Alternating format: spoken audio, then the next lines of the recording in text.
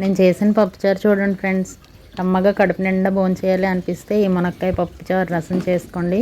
దీనికి ఫ్యాన్స్ అవ్వాల్సిందే ఎవరైనా. హాయిగా ఉంటుంది, హెవీగా ఉండదు, తృప్తిగా భోజనం చేసిన ఫీల్ ఉంటుందండి. ఒంటికి కూడా చలవ చేస్తుంది. పెసరపప్పు ఈజీగా డైజెస్ట్ అవుతుందండి, చిన్న పిల్లలకు కూడా పెట్టచ్చు. నేను చెప్పిన ప్రాసెస్లో ఈ పప్పుచారు చేసుకొని వేడివేడి అన్నంలో వేసుకొని తినండి. ఆ టేస్ట్ని తప్పకుండా మీరు ఎంజాయ్ చేస్తారండి. పప్పు ఉడికించడానికి ఒక్క విజిల్ సరిపోద్దండి.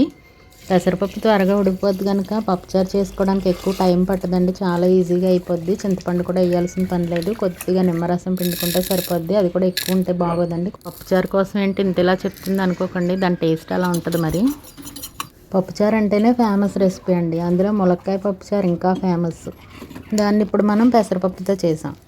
మీరు దీన్ని ప్రిపేర్ చేసుకొని తిని నా మాటలతో ఏకీభవిస్తున్నారా లేదో కామెంట్ చేయండి. లైక్, షేర్, సబ్స్క్రైబ్ మర్చిపోవద్దు. Thank you for watching.